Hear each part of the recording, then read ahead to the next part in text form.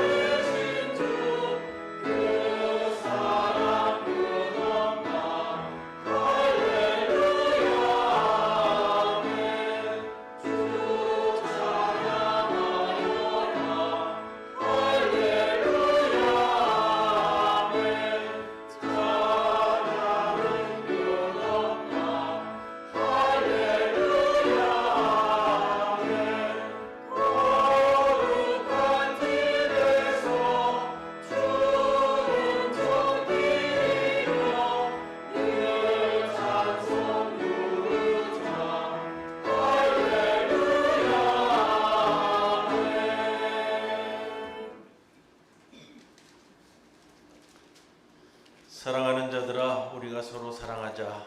사랑은 하나님께 속한 것이니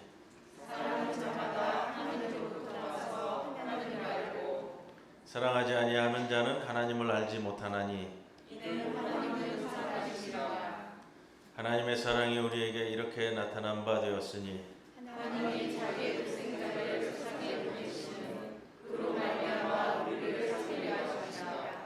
사랑은 여기 있으니 우리가 하나님을 사랑한 것이 아니요 하나님이 우리를 사랑하사 우리 죄를 사하기 위하여 방법적으로 그 아들을 보내셨습니다.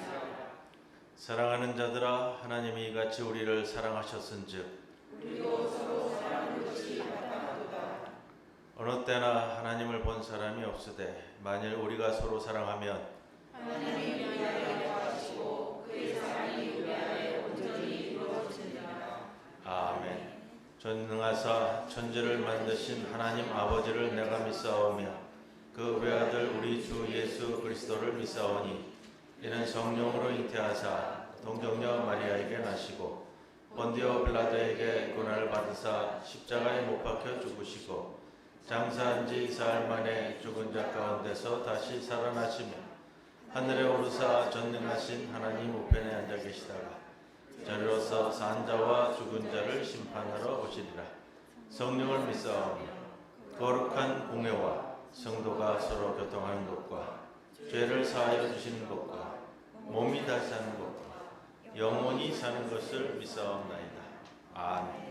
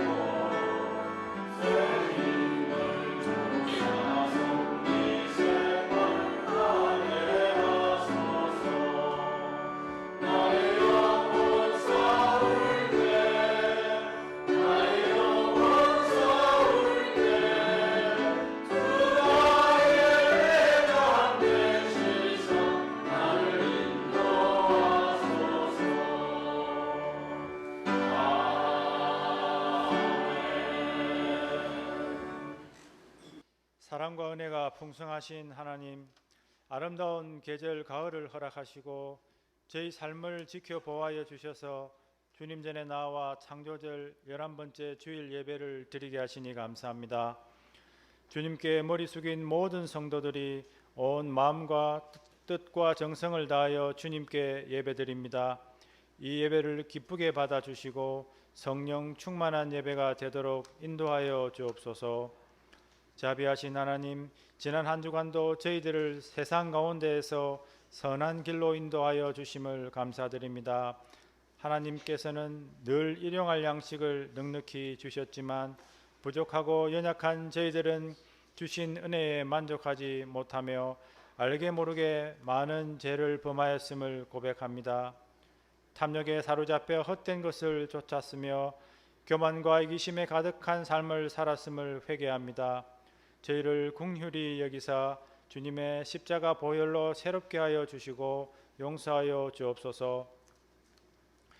평화의 왕으로 오신 주님, 점점 더 어두워지고 악해져 가고 있는 이 세계에 참된 화해를 허락하여 주옵소서. 특별히 러시아와 우크라이나에 이어 전쟁으로 고통받고 있는 이스라엘과 팔레스타인의 지역에 평화를 내려 주옵소서. 긍휼을 베풀어 주시어 무고한 민간인들과 고통받는 어린이들을 비롯한 모든 생명들을 지켜 주시옵소서. 전쟁은 하나님께 속한 것임을 고백하오니 하루속히 전쟁을 통해서 역사하시는 모든 어둠과 악순환의 고리를 끊어주시고 모든 상한 것들을 치유하고 회복시켜 주시옵소서. 매주일 교회를 위해서 보이지 않는 곳에서 수고하고 헌신하는 아름다운 손길들 위해 기도드립니다. 섬기는 손길 한 명 한 명을 기억해 주시고 그들의 가정과 직장과 사업이 주 안에서 형통하게 하시옵소서. 때로는 교회를 섬기다가 섭섭하고 아쉬운 마음이 생기더라도 저희를 위하여 십자가의 고통까지 참으신 예수 그리스도를 생각하며 인내하게 하시고 서로의 잘못을 품어주고 덮어주게 하옵소서. 그리하여 우리 교회가 더욱더 주님 앞에 칭찬받고 주님 보시기에 아름다운 교회가 되게 하여 주옵소서. 다가오는 목요일에 수능을 준비하는 강푸른 김대선 학생에게 마지막까지 최선을 다할 수 있도록 건강과 지혜를 허락해 주시고 평강과 담대함으로 시험을 잘 치룰 수 있도록 함께하여 주시옵소서. 지금까지 힘써온 시험 준비가 헛되지 않고 기쁨의 열매를 맺을 수 있도록 은혜 베풀어 주시옵소서. 2주일 뒤에는 저희 교회가 오랫동안 준비한 원로 장로 추대식 및 권사 임직식이 있습니다. 가장 적절한 때에 가장 완전한 방법으로 도우시는 주님의 은혜를 신뢰하며 차분한 마음으로 기도하며 잘 준비하게 하옵소서. 저희들의 기도에 응답하시는 지휘의 하나님, 특별히 이번 치료 중인 전재경 선생님 더디지만 조금씩 회복되게 하심을 감사드립니다. 사랑하는 딸의 간호에 힘쓰고 있는 오정선 권사님, 가려 중에 있는 강복단 권사님, 그 외에도 몸이 연약함으로 교회에 나오지 못하는 여러 어르신들에게 함께 하셔서 주님의 사랑으로 친히 위로해 주시고 치유해 주시고 아픔을 극복할 수 있는 힘과 용기를 주시옵소서. 이 시간 생명의 말씀을 대언하시는 목사님에게 성령의 충만함을 허락하셔서 귀한 말씀이 선포될 때에 온 성도들이 주님의 말씀 앞에 아멘으로 화답하게 하여 주시옵소서. 성가대의 찬양을 기쁘게 받아 주시기를 바라고 원하며 이 모든 말씀 우리를 구원하신 예수 그리스도 이름으로 기도드립니다. 아멘.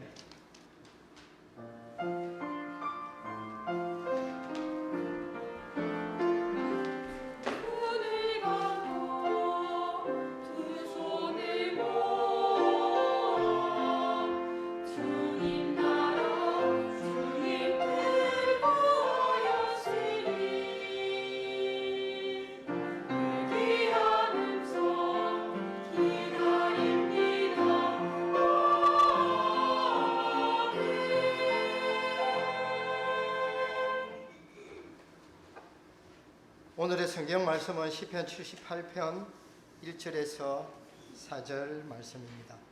내 백성이여 내 율법을 들으며 내 입의 말에 귀를 기울일지어다. 내가 입을 열어 비유로 말하며 예로부터 감추어졌던 것을 드러내리 하니 이는 우리가 들어서 아는 바요 우리의 조상들이 우리에게 전한 바라. 우리가 이를 그들의 자손에게 숨기지 아니하고 여호와의 영예와 그의 능력과 그가 행하신 기이한 사적을 후대에 전하리로다. 이는 하나님의 말씀입니다.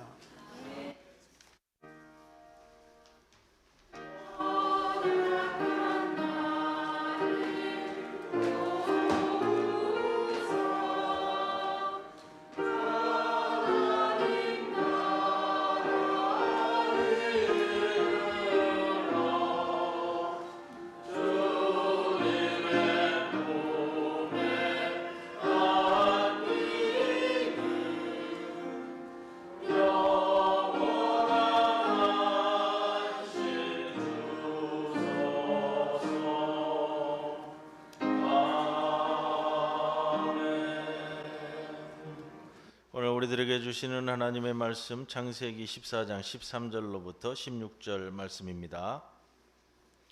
도망한 자가 와서 시브리 사람 아브라함에게 알리니 그때에 아브라함이 아모리 족속 마므레의 상수리 숲을 근처에 거주하였더라. 마므레는 에스겔의 형제요 또 아넬의 형제라. 이들은 아브라함과 동맹한 사람들이더라.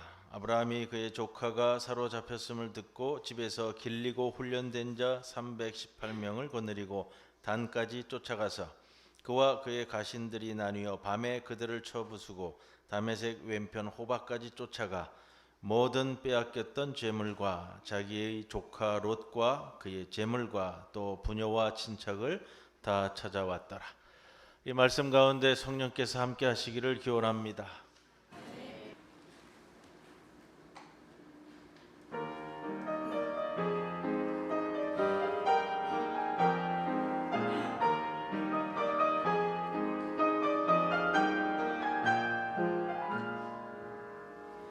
너의 주께 조용히 나가 내 모든 짐 내려놓고 주 십자가 사랑을 믿어 죄 사함을 너 받으라. 너의 주께 조용히 나가 내 마음을 쏟아놓으라. 은밀히 보시는 주님 그는 은혜를 베푸시니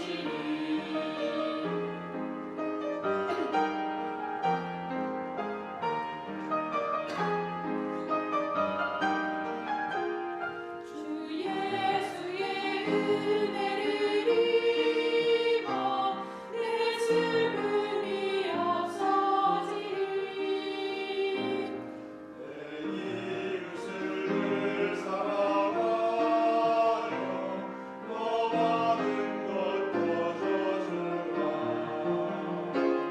주 예수께 조용히 나가 내 마음을 쏟아놓으라. 늘 은밀히 보시는 주님 그는 은혜를 베푸시니 주 예수께 조용히 나가 내 마음을 쏟아놓으라. 늘 은밀히 보시는 주님 그는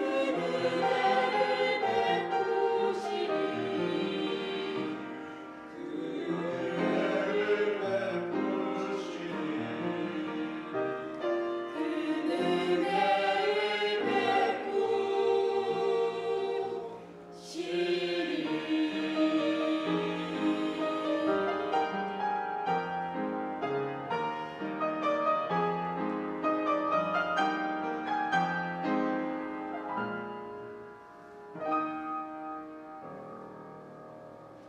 오래된 노래인데요. 제가 고등학교 시절에 불리던 노래인 것 같아요.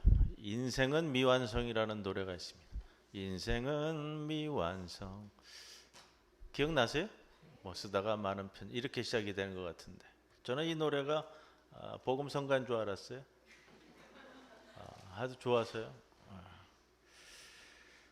언젠가 이 노래를 부른 이진관 가수분의 인터뷰를 보았는데 자기 이 노래의 가사에 대해서 이렇게 말씀을 하시더라고요. 모든 사람들이 미완성인 상태에서 완성을 향해 뛰어가기 때문에 미완성 그 자체가 가치가 있다 그만큼 완성으로 가는 과정의 소중함을 노래하고 싶었다 이런 인터뷰를 하셨습니다. 이게 무슨 뜻일까요? 미완성이라는 것이 완성을 향해 가는 존재입니다. 그 존재는 아직 과정 중에 있는 존재인데 그 과정은 그 과정으로서 큰 의미를 부여할 수 있지 않겠느냐라는 표현이 될 것 같습니다. 그 과정 중에 지향하는 목표를 향해 끊임없이 나아가는 것이 그리스도인의 삶입니다.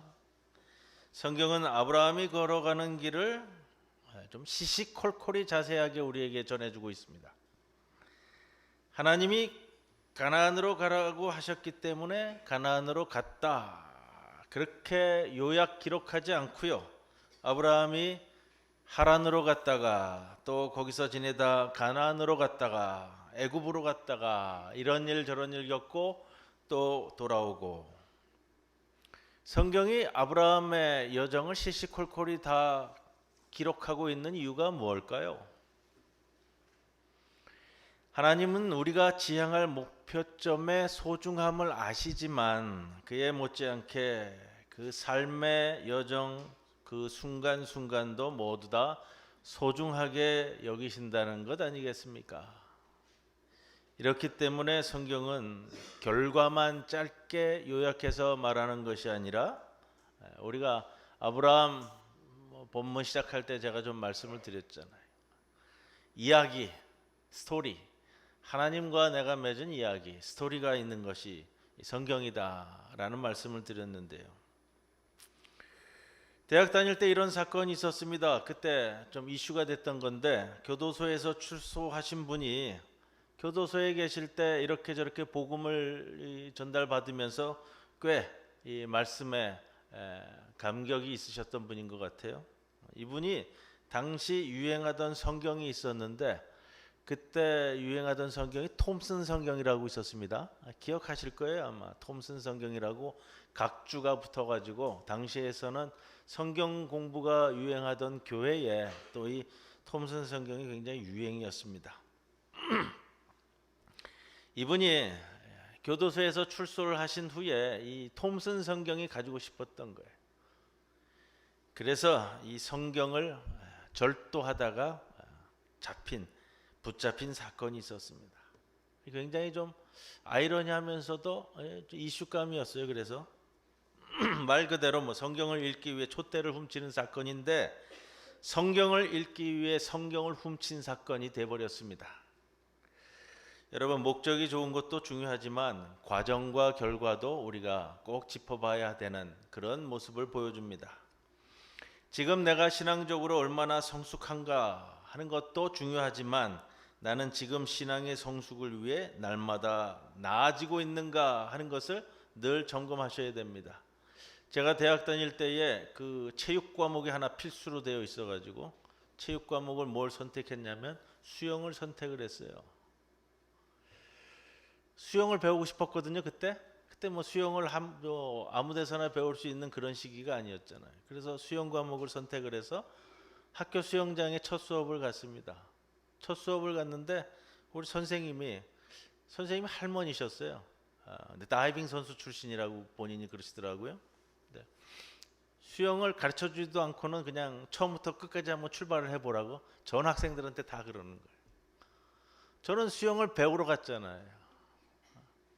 뭐 하여튼 가려니까 가긴 갔는데, 뭐 이게 출발하는 데에서 저쪽 끝편은 보면은 자꾸 깊어지잖아요. 고생을 좀 했습니다.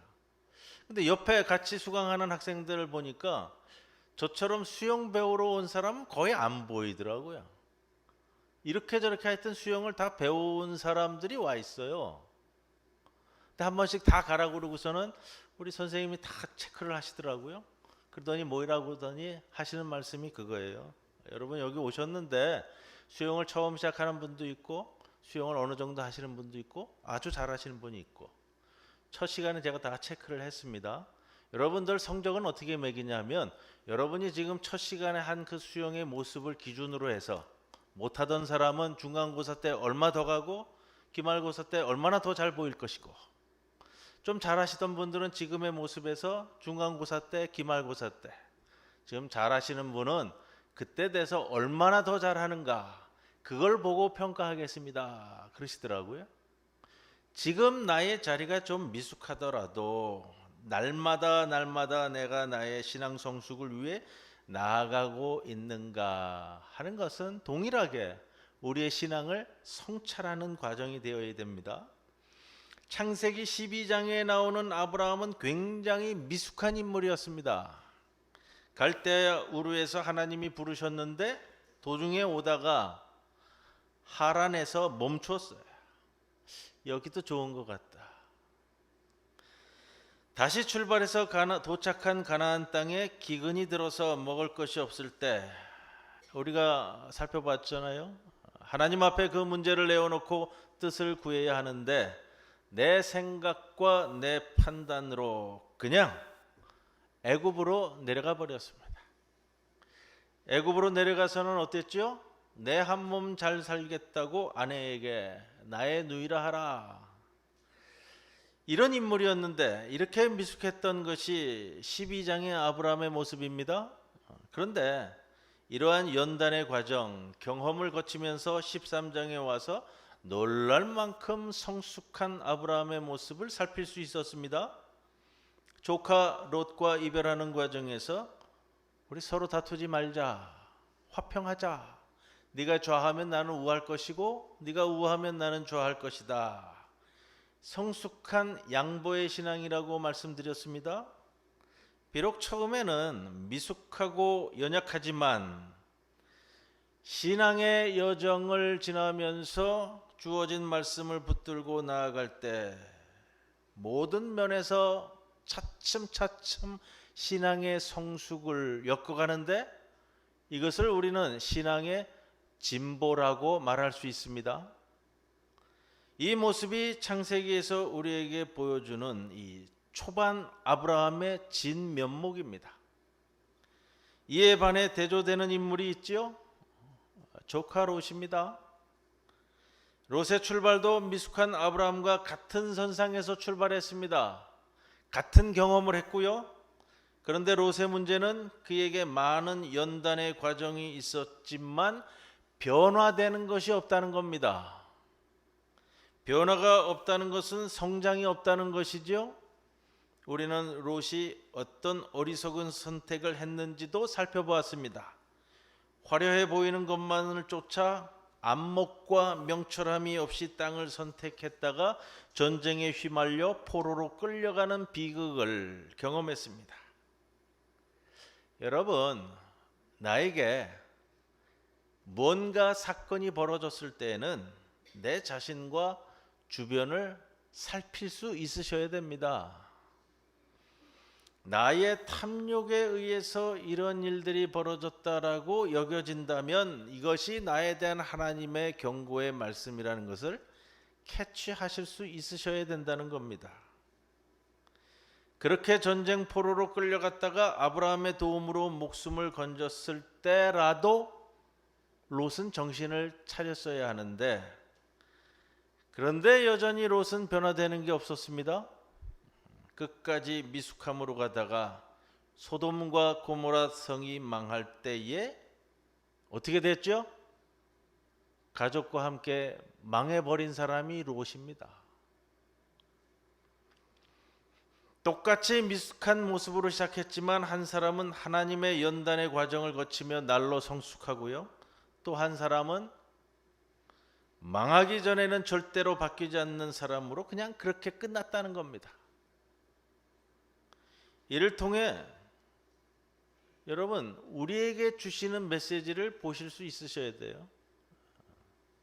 비록 출발은 미숙했지만 시간이 갈수록 성숙해지는 아브라함의 길을 바라보고 따르고 있는지 망할 때까지 그냥 가다가 그냥 망하는지 이제 10분의 권사 임직하시는 분들 제가 지난번 모임에서 말씀을 좀 드린 부분들이 있습니다. 권사 임직하시면서 이 권사라는 직분은 교회를 위한 직분이라고 했습니다. 나를 위한 직분이 아니에요. 교회를 위해서 세워지는 직분입니다.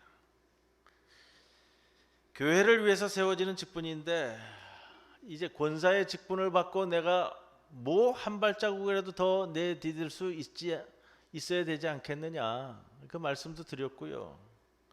권사의 직분을 받고 어떻게 내가 우리 교회를 위해서 더 섬길 것인가 이것도 준비되어야 된다고 제가 말씀을 드렸고요. 직분을 똑같이 받아도요 신앙적으로 진보를 보이는 분이 있고요.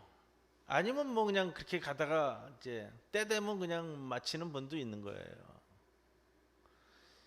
14장에 들어오면 아브라함의 성숙이 얼마나 더 나아가는지를 우리에게 보여주는데 오늘 본문에 포로로 잡혀간 조카를 어떻게 대하는가를 처음 보여주고 있습니다. 14절에 아브라함이 그의 조카가 사로잡혔음을 듣고 집에서 길리고 훈련된 자 318명을 거느리고 단까지 쫓아가서, 이렇게 되어 있죠. 집에서 길리고 훈련된 자라는 것은 집에서 태어나서 집에서 자란 식구들 전체를 이야기합니다. 우리말 표현에 어떤 게 좋을까 하다가요, 식솔들 이렇게 표현하는 게 좀 맞을 것 같아요. 어떤 학자들은 뭐 집에서 두고 있는 사병들이다 뭐 이렇게 이야기도 하는데, 사병까지 표현하기는 조금 무리가 있을 것 같고요. 이들이 전부 다 양치기들이거든요. 자, 유목부족이잖아요. 자, 아브라함의 식솔들이 전체가 뭐 몇 명이나 될까요? 지금 전투에 나갈 수 있는 식솔들을 따졌을 때 318명을 데리고 갔다고 하니까 적어도 식솔들이 한 1,500에서 2,000명 정도 되었을 것이다, 이 추정을 하는 거예요. 왜냐? 아브라함 시대 때부터 뭐라고 그래요? 족장 시대라고 그러잖아요. 족장 시대. 왕은 아니에요. 족장이에요, 족장. 부족을 이끄는 족장이라고 여기면 돼요. 근데 동원할 수 있는 전투 인력이 318명이었다라는 건데, 굳이 318명이라는 정확한 숫자를 나열하고 있는 이유는 성경에서 흔히 이럴 때는 좀 역사적인 이 정확성을 조금 나타내 보이고자 할 때는 이런 표현을 쓰는 경우가 있어요.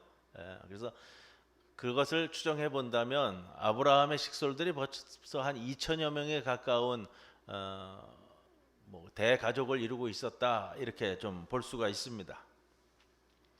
그런데 이 조카가 어떤 조카예요? 자기 재산 보고 떠나간 조카입니다. 좌하면 우하고 할 때 자기가 낼름 선택해가지고 자기 재산 이끌고 나갔던 그런 조카잖아요. 좀 깔끔하지는 않았습니다. 지난 주일날 우리가 함께 나눈 말씀 가운데. 그런데 보는 건 이거예요. 아브라함이 조카 롯이 잡혀갔다고 하니까 바로 식솔들을 데리고 찾으러 나가죠. 그 모습을 보는 거예요, 오늘. 사실 결과가 좋아서 다행이긴 하지만 이런 조치는요, 이런 전투에 나가는 거는요, 상식적으로 본다면 좀 무모하고 어리석은 모습이에요. 왜냐? 말도 안 되는 대처거든요. 상대방은 누구예요? 상대방은 도시국가 4개국 연합체예요.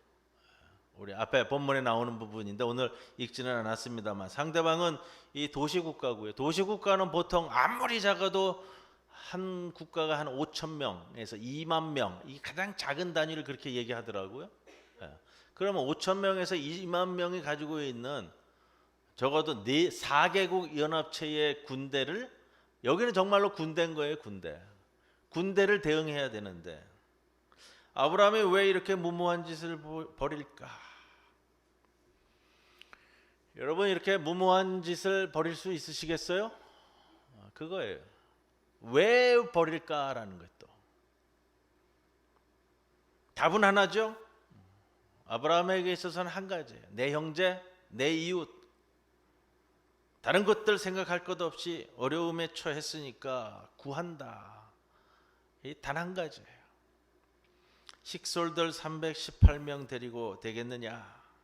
이들은 군인으로 훈련받은 자들도 아니고 기껏해야 양치기들로서 양 지키는 데에 물론 양치는 데 힘을 썼겠죠. 그러나 이러저러한 생각 없이 내 이웃, 내 형제가 어려움에 빠졌다 하면 구하러 나간다라는 거예요.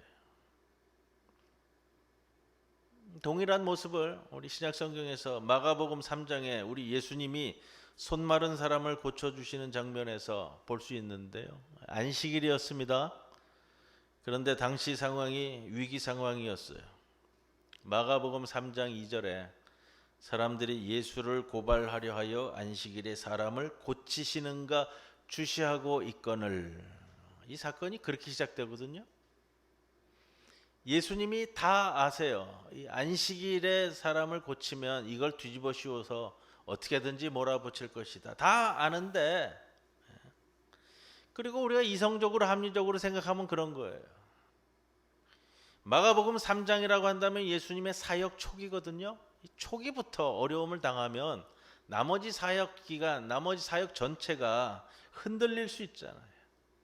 좀 더 수월하고 좀 더 귀한 복음을 많은 이들에게 잘 전하려면은 지금 닥친 어려움 하나만큼은 조금 어떻게 좀 건너가 보자, 이렇게 생각하는 것이 합리적이고 이성적일 수 있겠지만, 예수님이 왜 그럴까요? 다 알면서 왜 그러실까요? 예수님의 생각이 한 가지잖아요. 손 마른 자의 불편한 손을 지금 고쳐줘야 한다. 이 한 가지거든요. 온통 그 생각에 집중하시다 보니 대적하는 자들의 공격이 예수님을 막을 수 없는 겁니다. 더군다나 안식일이니까 그 선한 일도 하면 안 된다는 그들의 주장이 통하지 않는 거예요.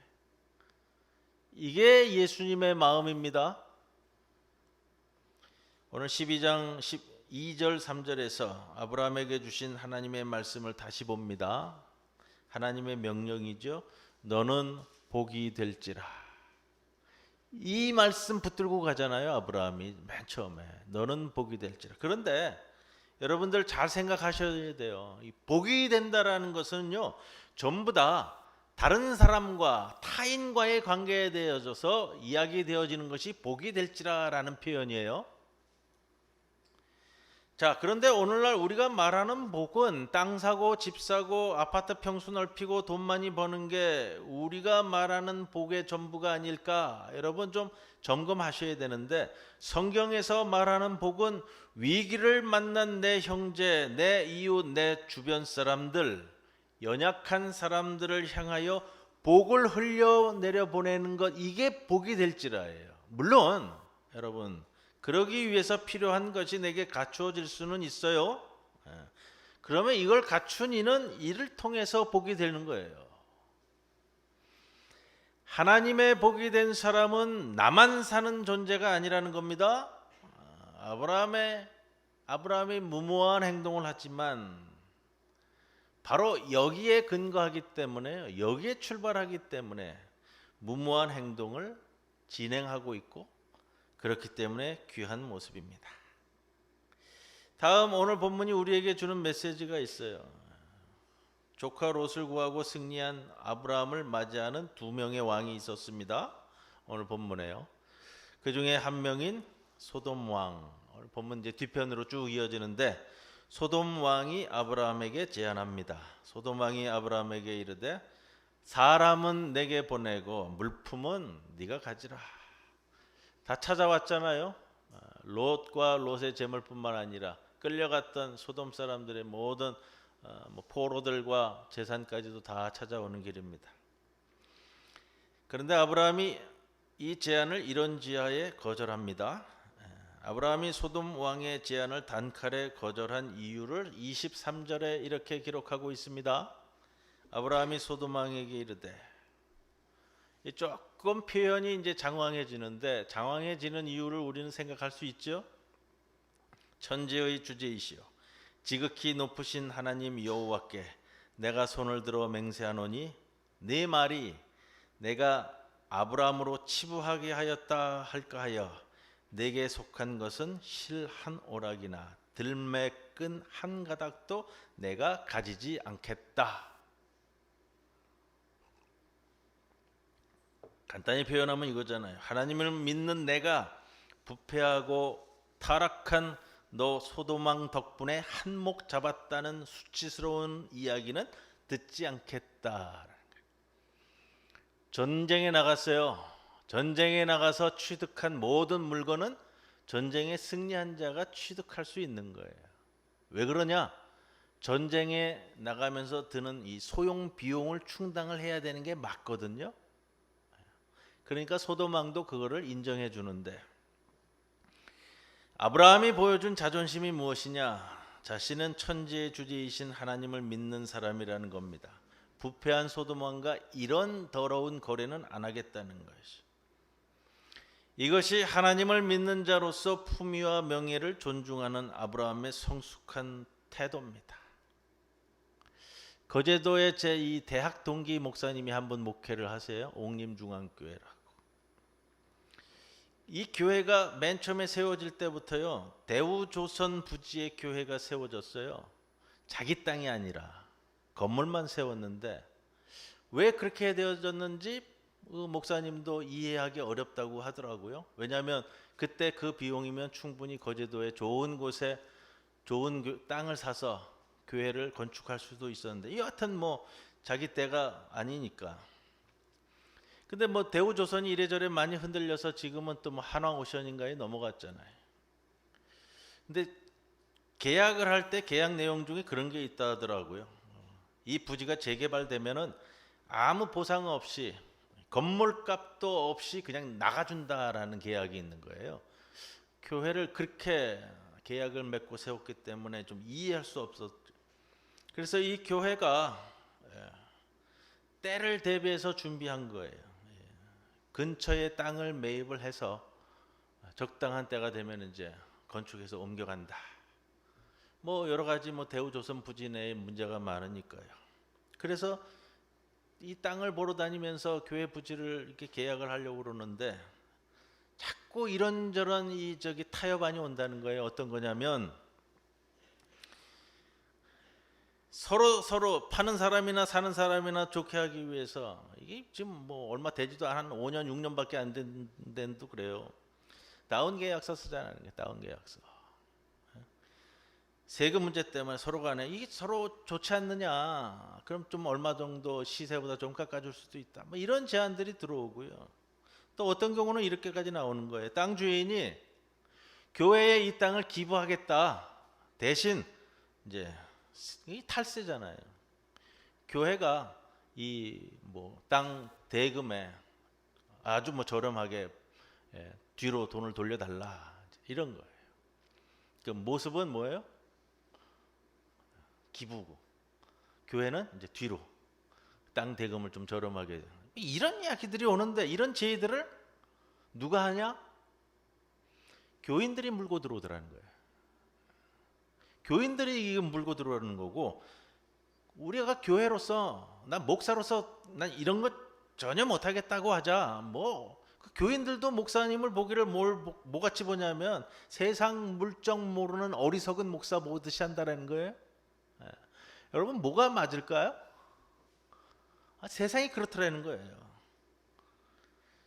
여하튼 그 뒤에 더 잘 돼서 원하는 대금 서로 지불하고 깔끔하게 교회를 지금 옮겨갔어요. 작년에 옮겨가가지고 새로 단장을 해서 교회를 유지하고 있는데 저도 지난 봄에 가봤는데 이 교회에서 장승포항이 한눈에 내려다 보이는 바로 그 애광원 옆에 교회를 옮겨서 새로 이제 단장을 했습니다.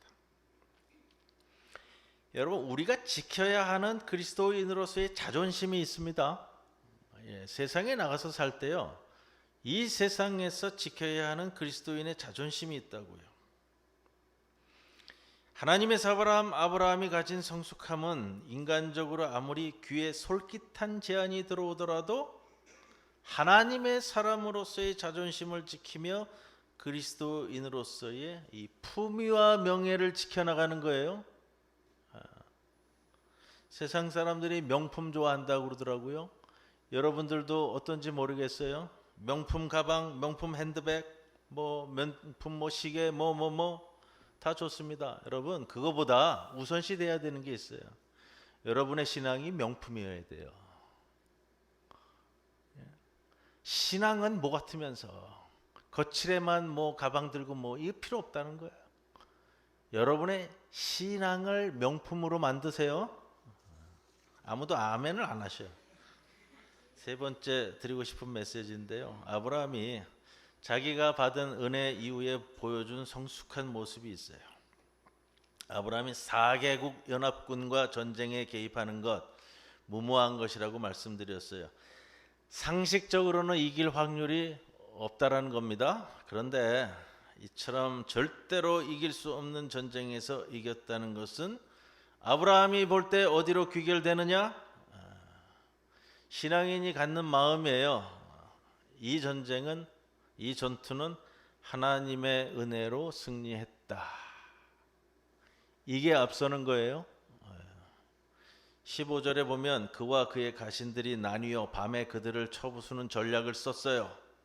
이 전략을 아마 어떻게 썼는지 굉장히 효과적이었을 거고요.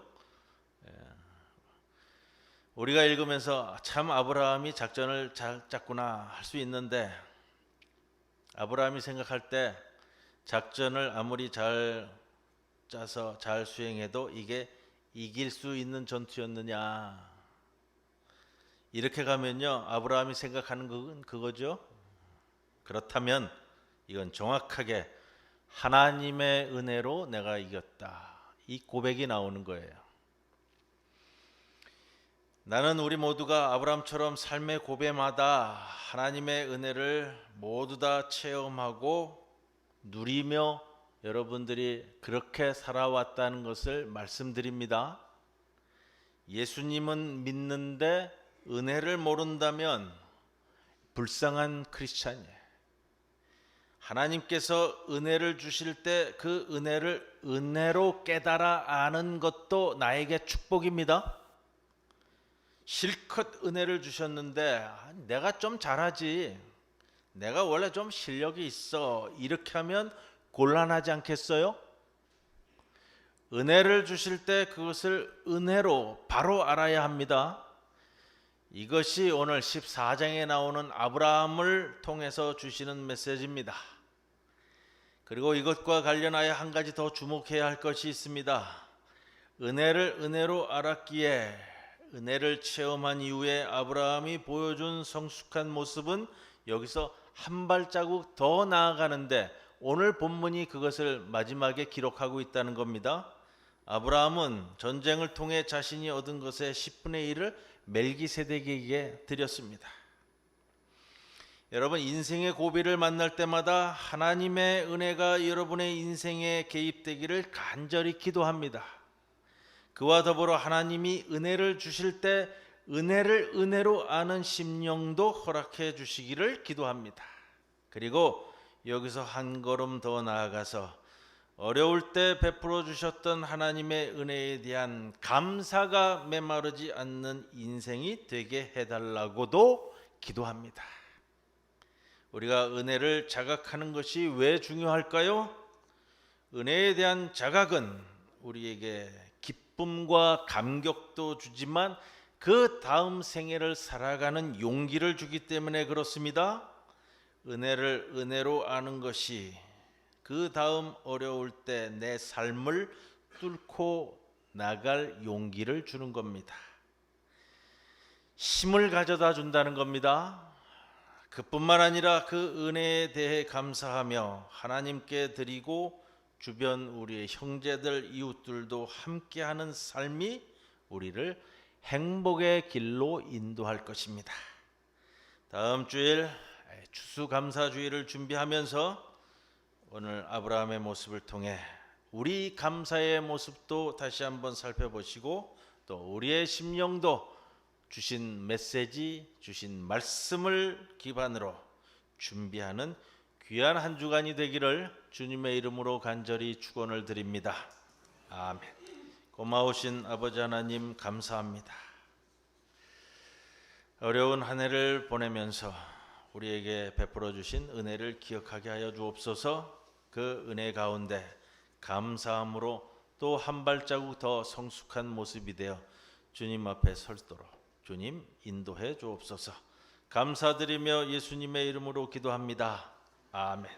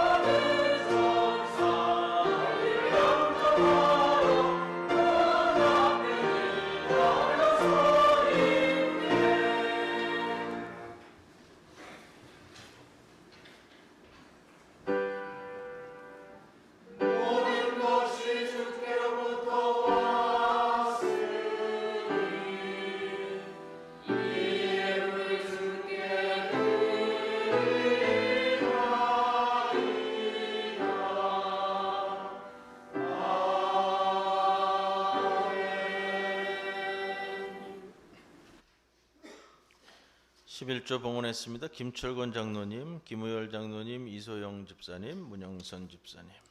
범사에 감사드립니다. 김중혁 한명희 집사님. 항상 주님 은혜에 감사드립니다. 박윤배 손은주 집사님. 또 한울 장애인 자활센터 무명으로 감사헌금 봉헌했습니다. 기도드리겠습니다. 주님, 우리가 이 세상에 살면서 정직하게 살게 하옵소서. 악을 밭가라 죄를 거두고 거짓 열매를 먹었사오니 우리 입에 거짓이 배어 있습니다. 정신 차리지 않으면 우리도 모르게 무의식 중에 우리의 혀가 거짓말을 쏟아냅니다. 우리를 위해 파수꾼을 세우사 헛된 것과 거짓말을 멀리하게 하옵소서. 거짓된 입술과 속이는 혀에서 우리 생명을 건져 주옵소서. 진실을 말함으로 당할 피해를 두려워 말게 하시고 거짓으로부터 오는 공갈을 무서워 말게 하시며 우리 속에 정한 마음을 창조하시고 우리 안에 정직한 영을 날마다 새롭게 하옵소서. 이 강구의 심령을 안고 봉헌합니다. 11조로 봉헌한 손길들 기억하여 주시사 그의 삶의 터전이 주님이 밭가는 가운데 있게 하여 주옵소서. 여러 가지 감사의 제목으로 봉헌합니다.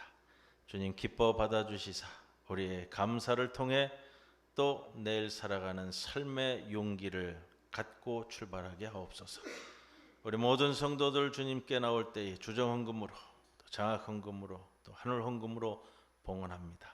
이 예물이 하늘의 영광을 나타내는 귀한 예물 되게 하옵소서. 감사드리며 예수님의 이름으로 기도드립니다. 아멘.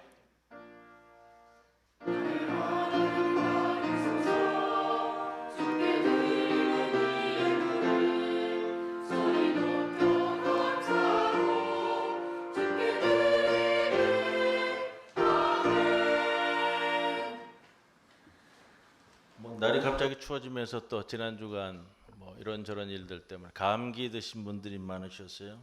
예배당에 오늘 못 나오신다는 분들도 계시는데 또 우리 장복은 장로님, 송효정 권사님, 오정선 권사님은 늘 이 실시간으로 같이 예배 드리고 있습니다. 우리 그분들 같이 예배 드리는데 좀 손을 한번 흔들어 주시면 우리 저 카메라에 잡아 드릴 겁니다. 예. 앞뒤 옆에 계신 분들과 함께 인사 나눕니다. 주님의 평안을 빕니다.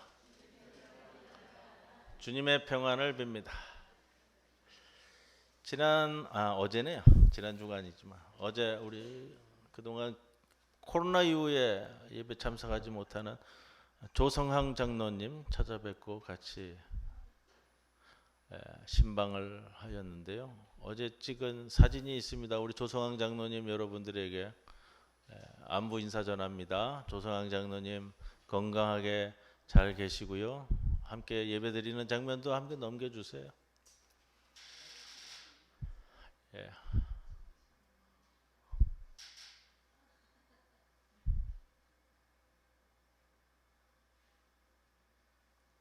어제 이렇게 뭐 예배 드리고서 점심 식사 공동 식사를 같이 나누고 돌아왔습니다. 우리 조성항 장로님 또 강건할 수 있도록 한번 격려의 박수 한번 주시기 바랍니다.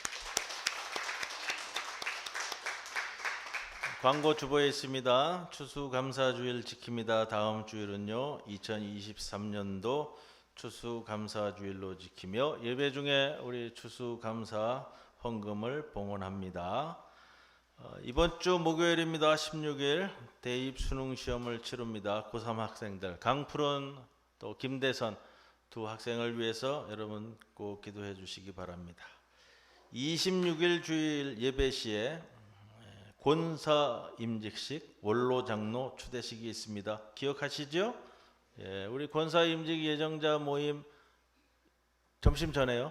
공동 식사 전에 예배 마치고 바로 이 자리에서 모이겠습니다. 우리 이숙희 집사님, 윤정혜 집사님 자리 있는 그 뒤편에서 모이도록 하겠습니다.